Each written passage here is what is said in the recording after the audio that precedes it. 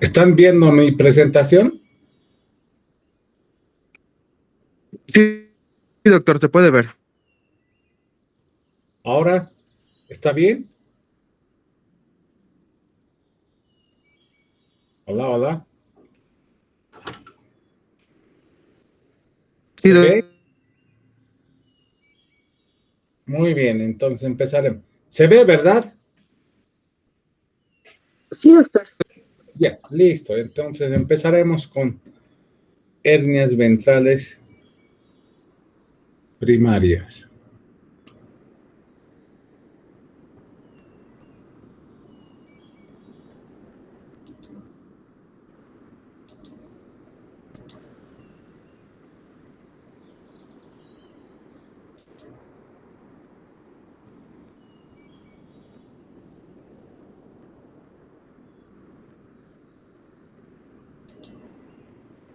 Muy bien.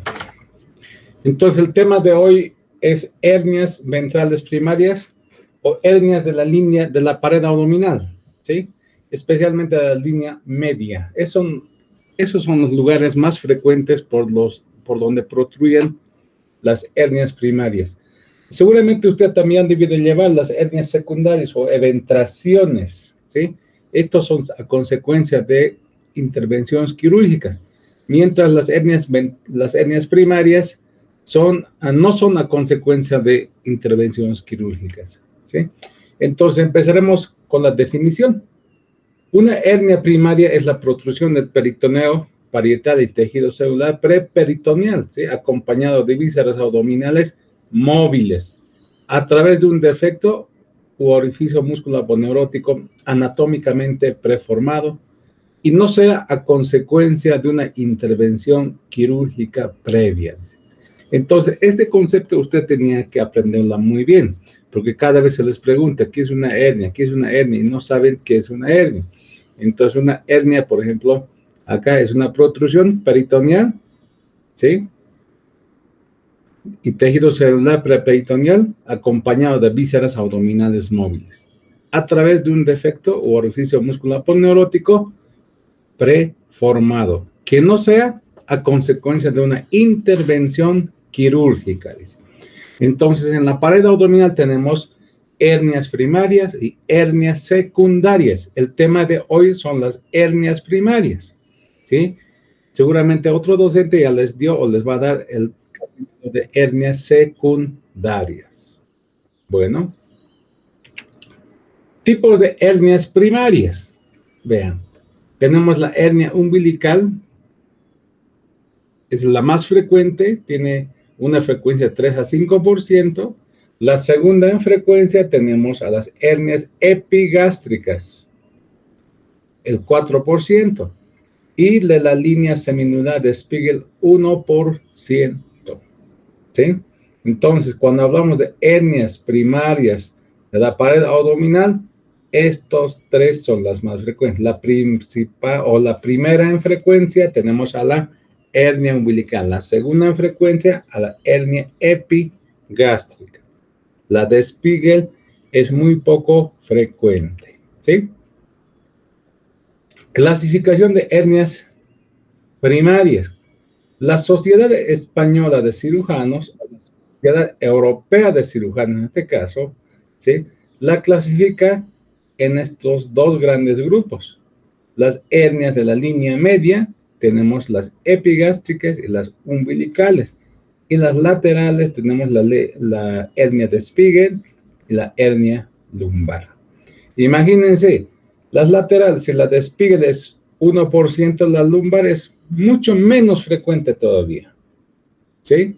Entonces, cuando hablamos de las hernias primarias, ¿sí?, o ventrales primarias, solo tenemos que enfocarnos en estos dos que son muy frecuentes, de los cuales la umbilical es la de mayor frecuencia, la segunda en frecuencia es la epigástrica, ¿sí? Ahora, según el diámetro del defecto, es decir, el diámetro del anillo herniario, pueden ser pequeñas, si mide el anillo menor a 2 centímetros, medianas, si el anillo o el defecto es de 2 a 4 centímetros, y grandes, si es mayor a 4 centímetros. Ustedes saben que el tejido de continencia de la pared abdominal es la aponeurosis. Anótense muy bien, porque muchas veces cuando ya llegan al internado o a la residencia, no saben por qué se produce una hernia, ¿sí? ¿Cuál es el tejido de continencia de la pared abdominal? Se les pregunta y no saben. Ah, doctor, debe ser peritoneo, ¿sí?, músculo, ¿no ve?, tejido celular. No, es la aponeurosis. Es el tejido de continencia de la pared abdominal. Cuando nosotros hacemos una incisión abdominal, ya sea vertical, oblicua, transversa, o en las direcciones que usted quiera, ¿sí?, lo que debemos cerrar en forma adecuada es la aponeurosis. Si nosotros no cerramos en forma adecuada la fascia, la aponeurosis, ¿sí?, vamos a tener hernias. Pero, ¿qué tipo de hernias? Hernias secundarias, hernias incisionales, eventraciones, ¿sí? Es la que vamos a tener. Pero hay factores también de riesgo, ¿sí?, en el que, o factores de riesgo que debilitan esta fascia, esta aponeurosis, sin que exista una intervención quirúrgica, ¿sí? Entonces, cuando falla la aponeurosis por algún factor, ya sea inherente al paciente, un factor externo, ¿sí?, se desarrolla una hernia. Puede ser una hernia primaria o puede ser una hernia secundaria o eventración, ¿sí? Entonces, el tejido de continencia de las vísceras abdominales es la aponeurosis. Si la aponeurosis falla en algún momento por cualquier factor, ¿sí?, se desarrolla una hernia. Cuando nosotros hacemos intervenciones quirúrgicas, debemos cerrar en forma adecuada la aponeurosis, ¿sí? Acá tenemos factores de riesgo para que se desarrollen las hernias primarias, ¿sí? Factores de riesgo para las hernias: edad avanzada. ¿Qué es lo que sucede? Mientras los pacientes son de mayor edad, los tejidos se vuelven laxos, ¿sí? La colágena no se sintetiza en forma adecuada como en un paciente joven. Todo es laxo, ¿sí? Entonces, también esto influye en la síntesis de colágeno de las fascias de la pared abdominal. Por lo tanto, los pacientes de mayor edad tienden a tener mayor cantidad o mayor incidencia de hernias de pared abdominal, ¿sí? Género masculino es otro factor, ¿sí? Está relacionado el masculino por levantar cosas o con levantar cosas pesadas, ¿no? Actividad física intensa, ¿sí? Entonces, estos son los factores que pueden, factores de riesgo que predisponen a hernias primarias. Sobrepeso, la obesidad también es un factor importante, ¿sí? Ustedes cuando vean hernias, a ver, si sería bueno que hagan un estudio en los hospitales, pacientes obesos, pacientes ancianos, ¿sí? Pacientes con ascitis, pacientes con EPOC, ¿sí? Pacientes alcohólicos cirróticos asociados con ascitis, tienen hernias de la línea media, umbilicales, epigástricas. Entonces, estos factores son de riesgo para que se desarrolle las hernias, ¿sí? Apnea del sueño, enfisema pulmonar, prostatismo, infecciones de las heridas. El prostatismo, ¿sí? Un adenoma de próstata, como en este caso ven en esta imagen, ¿sí? Puede que es un factor de riesgo para desarrollar las hernias inguinales principalmente, ¿sí? En un varón, o las hernias inguinales. Entonces, cuando tengan ustedes hernias inguinales, tienen que solicitar una ecografía renal, vesical y prostática, ¿sí? Si tienen adenomas de próstata, primero hay que retirar el adenoma de próstata, luego hay que corregir la hernia inguinal. Si ustedes corrigen la hernia inguinal sin corregir el adenoma de próstata, van a tener recidivas, ¿sí? Entonces, esto hay que tomar en cuenta. A veces los residentes yo veo que no toman en cuenta estos factores, ¿no? Pacientes ancianos de 70 años, 65, 70 años, llegan al hospital con hernias inguinales, están programando para una herniorragia o una hernioplastia, pero previamente no solicitaron una ecografía renal, vesical y prostática. Y a veces se les solicita y están con adenomas de próstata, ¿sí? Entonces, esto, si nosotros no corregimos el adenoma de próstata, nuestra cirugía va a fracasar, va a haber recidiva de las hernias, ¿sí? Entonces, las hernias son multifactoriales, ¿no? Los factores de riesgo son múltiples para que se desarrolle una hernia umbilical, una hernia epigástrica, una hernia inguinal, una hernia crural, ¿sí? Hernia umbilical, dijimos, es la más frecuente, ¿sí? Observen acá, sale por el anillo umbilical. Por su origen, las hernias umbilicales pueden ser congénitas, ¿sí? Congénitas y adquiridas. Las congénitas, ya nacen los niños con una hernia. Ustedes saben que el anillo umbilical se desarrolla en la tercera semana de gestación, ¿sí? Y una vez que nace el niño, tiene que cerrarse en la primera semana, entre tercer y sexto hasta séptimo día, postparto. Se cierra en forma espontánea, ¿sí? Se cierra. Si es que no ocurriese esto, se desarrolla una hernia. Eso se llama hernia congénita. Uno dice, doctor, pero los niños con hernia congénita, una hernia umbilical congénita, ¿se operan? Se pregunta uno, ¿no? No. ¿Hasta cuándo podemos esperar? ¿Ustedes han debido ver algún familiar, algún amigo, vecino, que con un niño de 2, 3 semanas, cada vez que llora el niño, protruye su hernia por el ombligo, ¿sí?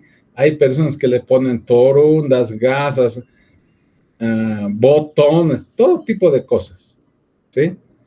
Pensando que esto va a favorecer el cierre. No, el cierre es espontáneo, se va a cerrar hasta los 4 años. Se espera máximo 4 años, ¿sí? Esperamos 4 años, a veces en ese periodo de 4 años se cierra la hernia umbilical. Y si pasase más de 4 años, es de resolución quirúrgica, ¿sí? Antes de los 4 años, una hernia congénita no se cierra en forma quirúrgica, hay que esperar, ¿sí? Entonces, si tienen algún amigo familiar que un niño menor de 4 años con hernia umbilical, ¿sí? Dígale que no se opere por el momento, ¿sí? Cuando supere los 4 años, ya requiere intervención quirúrgica. Y antes de los 4 años, la hernia se cierra de forma espontánea. Tenemos otros, las hernias adquiridas, por ejemplo, acá, en los adultos, ¿no? Entonces, tienes un paciente con ascitis, obesidad. A ver, sería bueno que analicen, ¿no? A ver, las hernias umbilicales. Generalmente son pacientes obesos, pacientes con ascitis. Si son de sexo femenino, son pacientes multíparas, ¿sí? Que han tenido 4, 5, 6 hijos. ¿Qué es lo que sucedió? En cada embarazo, pues, hubo una hipertensión intraabdominal. Y a la larga, desarrolla hernia umbilical. ¿Sí? Entonces, ustedes lo que tienen que tomar en cuenta, que las hernias umbilicales generalmente, entre comillas, generalmente, son secundarios a aumento de presión intraabdominal, ¿sí? Las hernias umbilicales. Cualquier cosa que incremente la presión intraabdominal desarrolla hernia umbilical, ¿sí? Ascitis, como ya les dije, obesidad, ¿sí?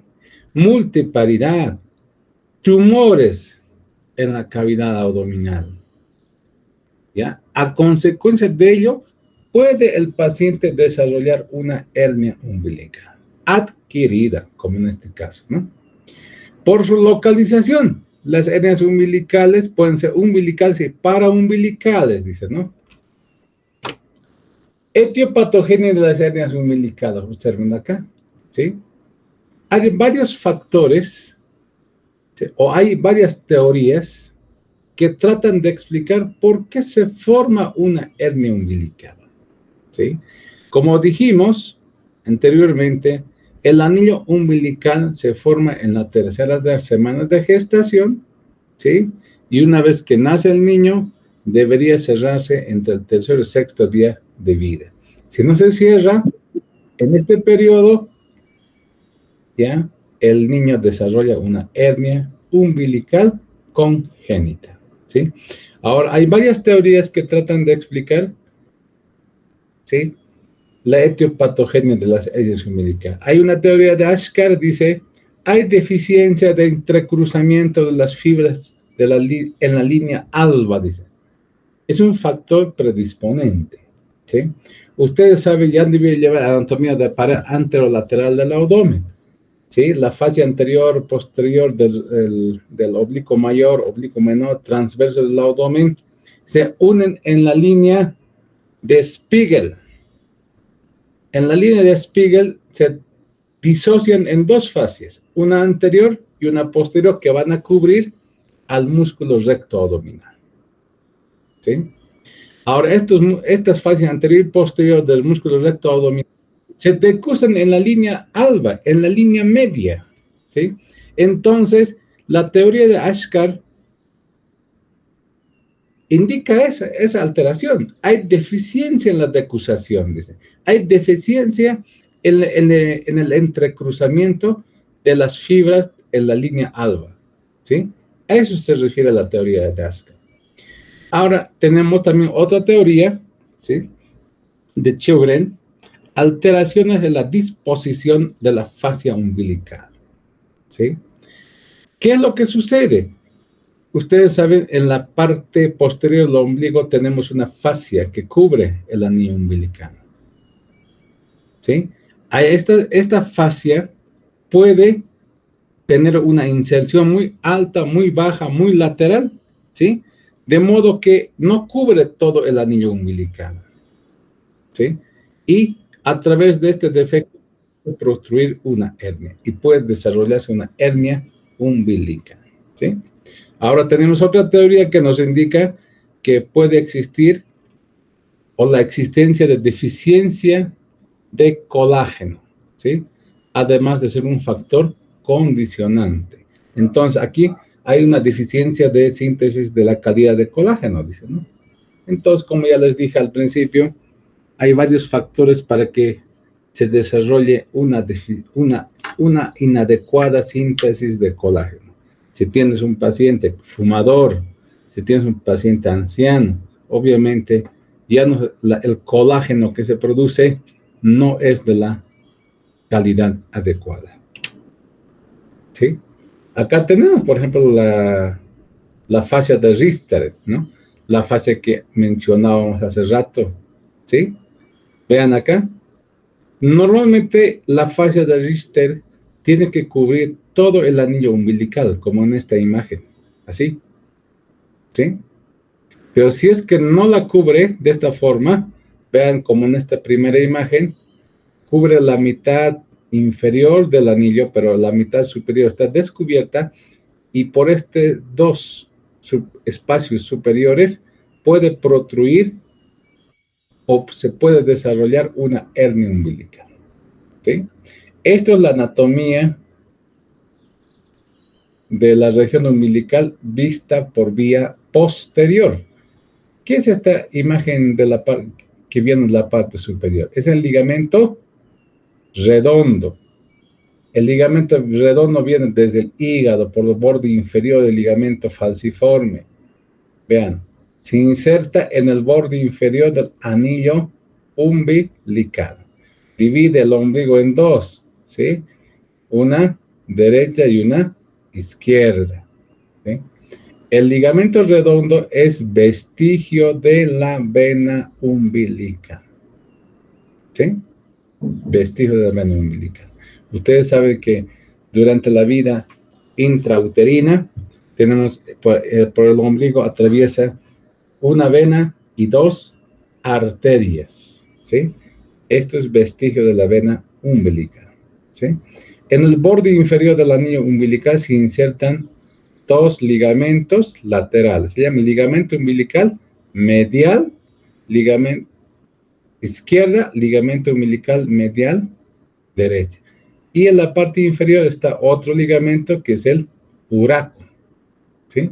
Los ligamentos umbilicales mediales, estas dos laterales, son vestigios de la arteria umbilical o de las arterias umbilicales, ¿sí? Mientras el uraco es vestigio del alantoides, ¿sí? Ustedes tienen que conocerla en forma adecuada. Vean otra alteración de la inserción de la fascia de Richter. Solo cubre una parte, ¿sí?, del orificio umbilical superior. Pero el resto está descubierto. Entonces, esto es un factor de riesgo para que se desarrolle una hernia umbilical. Entonces, a eso se refieren las alteraciones en la disposición de la fascia umbilical. Observen acá, ¿sí? Deficiencia de entrecruzamiento. Desde acá observen otra teoría, ¿no?, de Ashkar, como dijimos hace rato, ¿sí? Deficiencia de entrecruzamiento de las fibras de la fascia del recto de la pared abdominal anterior en la línea media puede ser otra causa para el desarrollo de hernias umbilicales. Otros factores, vean, la obesidad, multiparidad, tabaquismo, EPOC, ascitis. Hay un montón de factores. Lo que quiero que ustedes en estas diapositivas aprendan es que todo factor que incremente presión intraabdominal, ¿sí?, son factores que predisponen al desarrollo de la hernia umbilical. Pacientes con obesidad, pacientes con ascitis por cualquier o de cualquier etiología, pacientes multíparas, ¿sí?, son factores.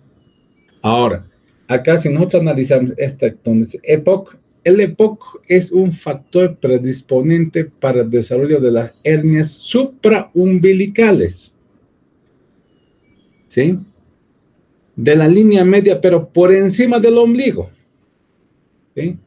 No todos, pero generalmente un paciente con hernia de la línea media, la hernia por encima del ombligo, ¿sí? Ejemplo, una hernia epigástrica generalmente está asociado a problemas de ventilación. Es decir, probablemente tu paciente esté con EPOC, ejemplo, ¿no? O puede haber otras enfermedades que alteren la ventilación de tu paciente. Entonces hay que investigar estas cosas. Si tienes un paciente con una hernia epigástrica o decir, una hernia por encima del ombligo en la línea media, investiga. Probablemente tu paciente tenga alteraciones de ventilación. Una de las causas, EPOC. Puede ser un enfisema pulmonar, no sé, tal vez tu paciente está con asma, ¿sí? O fibrosis pulmonar, no sé, una hipertensión pulmonar de otras etiologías, pero hay que buscar todos los factores relacionados o que estén provocando alteraciones de la ventilación. Y si tenemos una hernia de la región umbilical, obesidad, ascitis, ¿sí? Multiparidad, tumores. Esas son las que desarrollan, esas son las enfermedades que cursan con una hernia umbilical, ¿sí? Tratamiento de la hernia umbilical. Tenemos técnicas con tensión y técnicas sin tensión.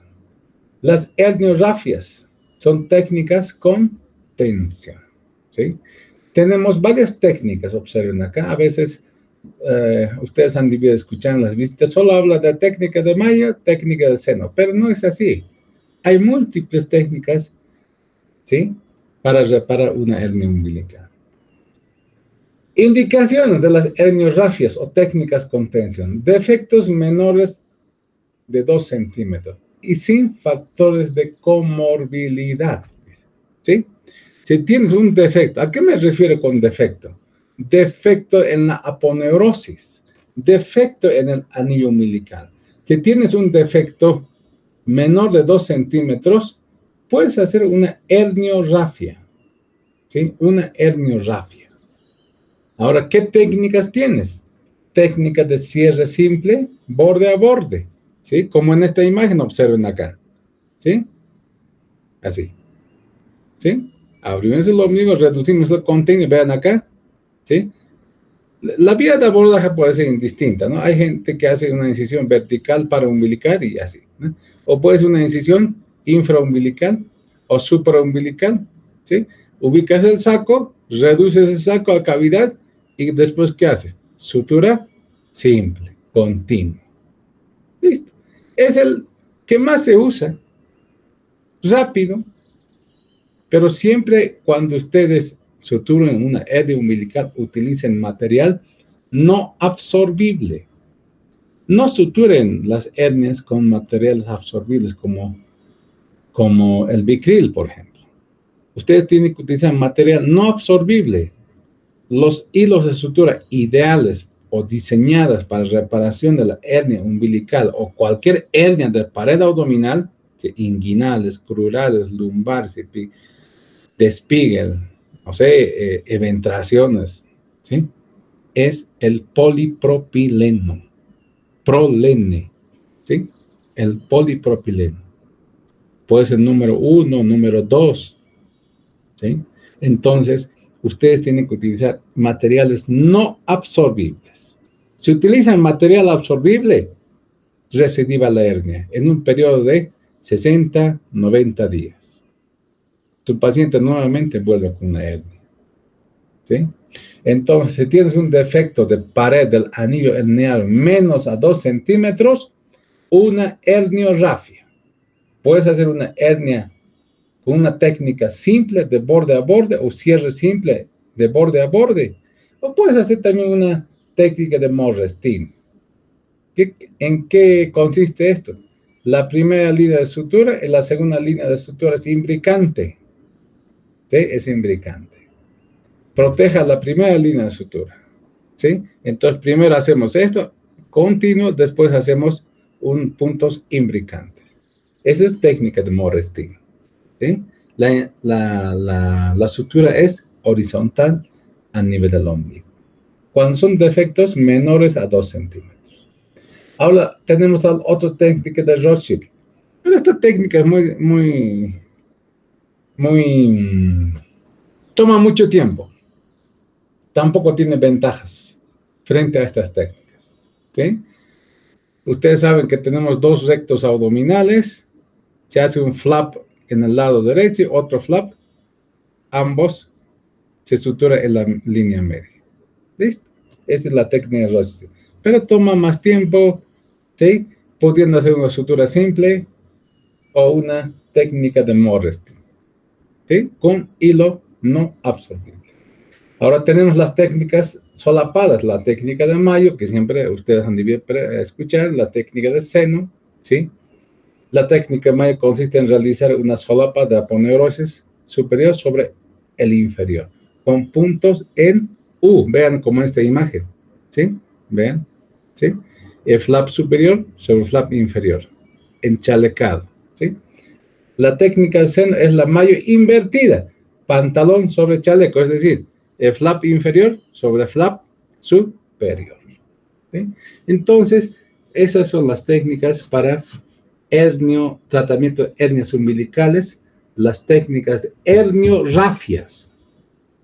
Rafias estamos hablando, no estamos hablando de hernioplastías, herniorafias, ¿sí? Herniorafias. Ahora también tenemos otro grupo de hernioplastías y finalmente vamos a hablar de hernioplastías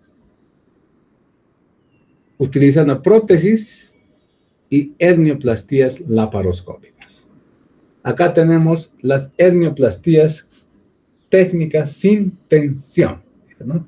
Indicaciones de las hernioplastías: defectos mayores a 2 centímetros, múltiples y cercanos entre sí, aponeurosis delgada, frágil y comorbilidades. Si tienes un paciente obeso, obesa, diabético, con EPOC, ¿sí? No le hagas solo una herniorrafia, hazle una hernioplastía, ¿sí? En este caso sí se utiliza malla de Malex, malla de polipropileno. De todas las hernioplastías que ustedes están viendo en esta diapositiva, ¿sí? La reverse umbilical, online, inline, ¿sí? Técnica Mitz-Plug, HPH, UHS, todas estas, o Ventralex, de todas estas hernioplastías que utilizan malla de Marlex, ¿sí? El único con un 99.9% de resultados positivos es el reverse umbilical. Es reverse umbilical. Es lo que deberíamos hacer todos los cirujanos, ¿sí? Pero hay gente que coloca malla de Malex, ustedes han debido ver, cierra la aponeurosis, sobre la aponeurosis colocan una malla de Malex. Técnica supraponeurótica online. O algunos dicen, vamos a colocar una mallita a modo de cono, dicen, ¿ves? En el ombligo, inline, como taponcito, ¿sí? En forma de cono. Pero estas son, ¿ven? Tienen gran recidiva. No son técnicas ideales. Ni de la técnica PHS o HS, ventral, ninguna de estas técnicas, ¿sí? Tienen alto recidiva. Pero sin embargo, si tú haces una reverse umbilical como en esta imagen, ¿sí? Tienes buenos resultados. Tu paciente, ¿y dónde se coloca la malla? Primero, en el espacio preperitoneal. Observen acá. Tenemos la fascia en el región umbilical, la fascia, la línea media, vean acá. Se decola a ambos lados como 2 a 3 centímetros, superior, lateral, derecho, inferior. Ahí se introduce una malla de Malex y se la fija. Listo. Y una vez fijada, cierras piel y tejido celular subcutáneo. O puedes también cerrarla el orificio umbilical, en este caso, ¿sí? Entonces, tu malla está en el espacio retrofacial, está por detrás de la fascia, está en el espacio preperitoneal. Es el lugar ideal para colocar las mallas de Malex. Nunca coloquen una malla de Malex por delante de la fascia. ¿Sí? Nunca. En el ombligo, por ejemplo, no existe, pues, solo tenemos piel y fascia, prácticamente. No hay tejido celular subcutáneo en el ombligo mismo. Si ustedes se tocan, se abre el ombligo, es piel. Y por debajo de la piel está la fascia. ¿Sí? Entonces, si nosotros ponemos en contacto la malla de polipropileno con la piel, la piel muchas veces se necrosa. Entonces, no es bueno colocar malla de Malex en contacto con la piel. Por eso ustedes van a ver pacientes, doctor, me operaron, algún familiar por ahí, ¿no? Me operaron de una hernia umbilical, pero se me infectó, ha recidivado, o no sé, algo pasó, se necrosó tal vez la piel, ¿sí? Porque el cirujano puso pues en forma inadecuada la malla de Malex, ¿sí? El espacio ideal, espacio preperitoneal. La técnica ideal, ribes umbilical. Ahora puedes tener supraponeuróticos online, inline, estas otras técnicas. Si quieres hacerla, puedes hacer, ¿no? Pero ustedes saben que en la cirugía no se puede, en una hernia umbilical no te puedes tardar pues, una hora, ¿sí? Repara una hernia umbilical. Máximo es 15 a 20 minutos. Y eso todavía, ¿sí? Entonces tienes que utilizar la técnica más adecuada, la más sencilla posible, ¿sí? Que tenga menos complicaciones, que te cierre en forma adecuada el defecto herniario, ¿sí? Y tenga menor cantidad de recidivas. Una de estas es pues la ribes umbilical, si es que quieres utilizar malla de Marlex para una hernia umbilical con defecto mayor a 2 centímetros.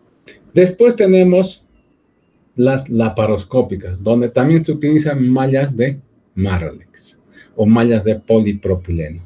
Es útil en las hernias umbilicales grandes, no es aconsejable en las hernias pequeñas, puesto que requiere accesos de puertos de 5 milímetros a 12 milímetros para la colocación de trócares.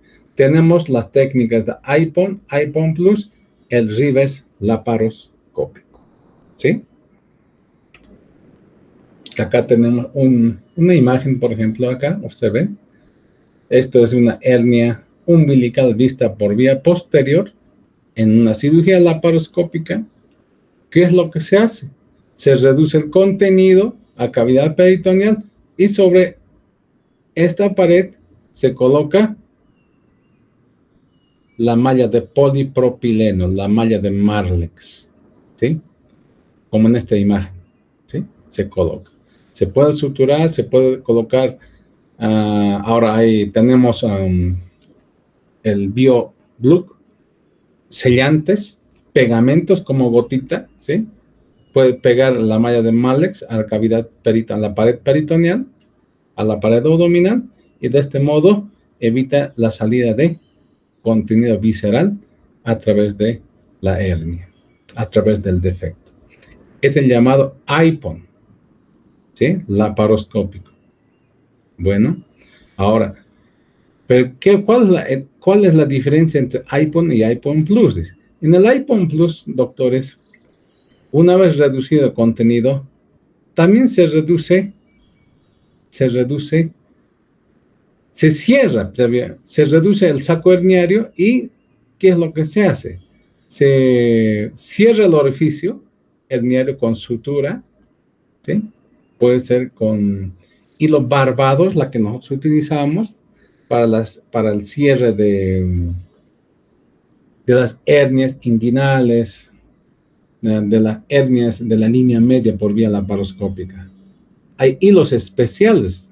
No se cierra con cualquier hilo cuando usamos o hacemos la laparoscópica. Tenemos hilos barbados.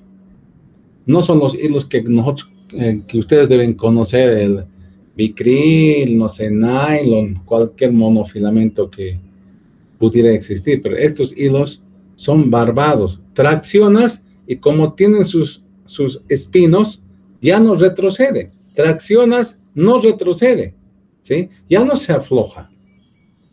Entonces, esto nos permite una sutura adecuada. Uno, dos, nos facilita, ¿ya?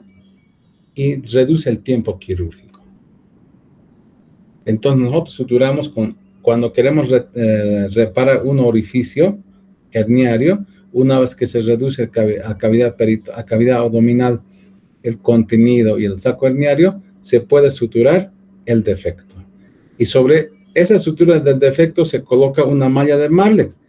A eso se llama IPON Plus. Cuando no se cierra el defecto, ¿sí?, con una sutura y solo se coloca un parche por atrás, como en esta imagen, se llama IPON. ¿Sí? Hernia epigástrica, la segunda en frecuencia, ¿no?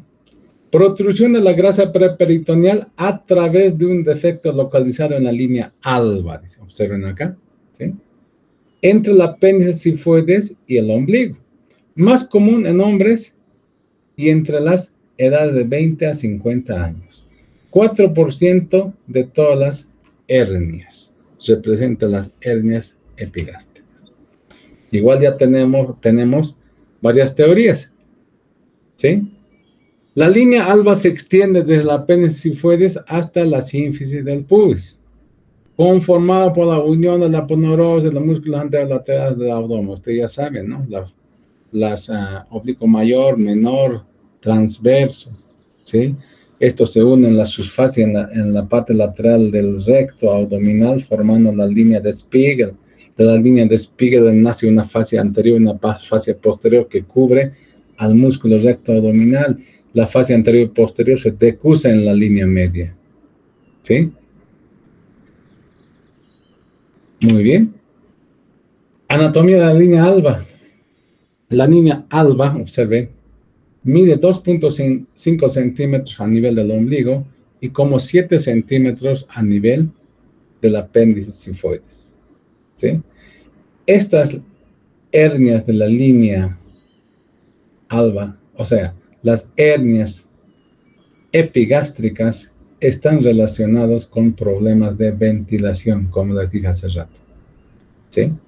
Entonces tenemos que descartar si el paciente cursa con EPOC, tal vez está con asma, no sé, tal vez tiene algún tipo de ventilación, algún problema de ventilación, no sé, por un tumor, fibrosis pulmonar, algún factor que esté desarrollando hipertensión pulmonar, ¿sí? Entonces, todos estos factores hay que ir descartando cuando tienes pacientes con hernia epigástrica. Dijimos, las hernias umbilicales son generalmente secundarios a aumento de presión intraabdominal, mientras las hernias epigástricas están relacionadas generalmente a problemas de ventilación. La línea alba a nivel del ombligo tiene forma de S, mide 2.5 centímetros de ancho. Las hernias están relacionadas con distensión abdominal, ¿sí? Todo factor que provoque aumento de presión intraabdominal puede llevar a que el paciente desarrolle una hernia umbilical. Las hernias que están por debajo del ombligo en la línea alba infraumbilical, ¿sí?, son generalmente secundarias a problemas quirúrgicos, ¿sí?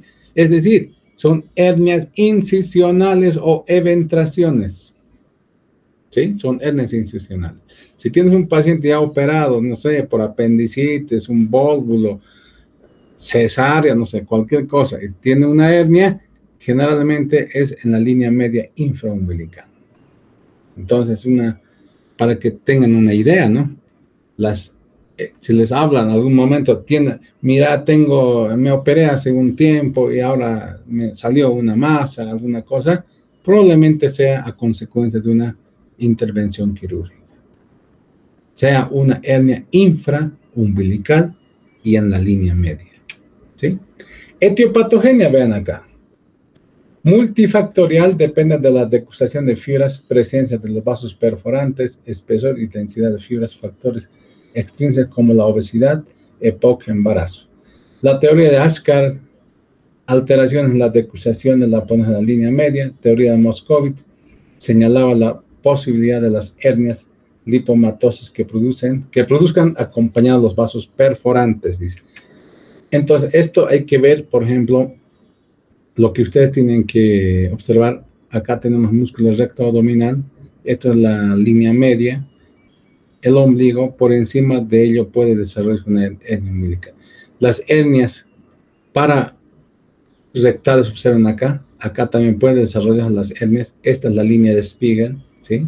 Esa línea que está por fuera del recto abdominal, la línea de Spiegel. Por la línea de Spiegel salen los vasos nerviosos, de la básculo nervioso o, claro, salen el paquete neurovascular, ¿sí? El paquete neurovascular para inervar y perfundir a los músculos de la pared abdominal, por la línea de Spiegel. Uno dice, en la pared abdominal, ¿por qué espacio discurre este paquete vasculo nervioso o neurovascular? Entre el oblicuo menor y el transverso. Ustedes si han debido llevar la anatomía de pared abdominal, anterolateral. Tenemos primero oblicuo mayor, oblicuo menor, transverso, ¿sí? El paquete neurovascular discurre entre el transverso del abdomen y oblicuo menor. Y una vez que llegan a la línea de Spiegel, salen por la línea de Spiegel para irrigar y inervar a los músculos de la pared anterolateral del abdomen, ¿sí? Entonces, si nosotros lesionamos esta línea de Spiegel, podemos denervar y desvascularizar a estos músculos, a esa fase de la región anterolateral del abdomen, y este paciente desarrolla a la larga una hernia de la pared anterior y lateral del abdomen, ¿sí? Entonces, hay que tener bastante cuidado con estos paquetes neurovasculares. Manifestaciones clínicas. Tumoración en la línea media supraumbilical, vean. Dolor que se exacerba con maniobras de Valsalva y que cede con el reposo. Casi nunca es reductible, ¿sí? En relación a las hernias umbilicales, en relación a las hernias de región inguinal, las hernias epigástricas casi nunca es reductible. En pacientes delgados es de fácil diagnóstico. Estrangulación e incarceración son raras, mientras las hernias umbilicales se pueden estrangular, se pueden encarcerar, ¿sí? Se pueden encarcerar. O se pueden, ustedes saben las complicaciones de las hernias, ¿no? Son estrangulación, encarceración y atascamiento. Se atasca cuando el contenido sale, cuando el anillo herniano es muy pequeño. Sale, pero ya no se reduce. Se atasca. Una hernia atascada. ¿Qué es una hernia encarcerada? En la encarcerada, ustedes han visto seguramente, el continente de la hernia es el saco peritoneal, es el peritoneo, el continente. El contenido es una víscera, puede ser epiplón mayor o puede ser intestino delgado, ¿sí? Entonces, cuando hablamos de hernia encarcerada, hay adherencias entre el contenido y el continente, ¿sí? Hay adherencias entre el contenido y el continente. Mientras en la hernia estrangulada hay compromiso vascular. Hay hipoperfusión del contenido, y este segmento hipoperfundido se puede necrosar, ¿sí? Esa es una hernia estrangulada. Entonces, tres cosas, ¿no? Las tres formas de complicación de las hernias, tanto umbilicales, inguinales, ¿sí? Atascadas, secundarios a un anillo herniario muy pequeño. El defecto herniario es muy pequeño, entonces el contenido sale hacia afuera, pero no se puede reducir, ¿sí? Encarcerada, no encarcelada, encarcerada se dice, ¿no? Encarcerada. Hay adherencias entre el contenido y el continente. Y estrangulada cuando hay compromiso vascular. El diagnóstico de las hernias de la línea media, epigástricas, umbilicales, o sea, cualquier hernia de la región de la pared anterolateral e inguinal, es clínico. En caso de que no se pueda hacer un diagnóstico clínico, si tienes duda, hazle una ecografía o una tomografía de la pared abdominal. ¿Sí? Diagnósticos diferenciales: lipomas, quistes de la piel, tumores desmoides de la pared abdominal. El tratamiento de la hernia epigástrica, observen acá.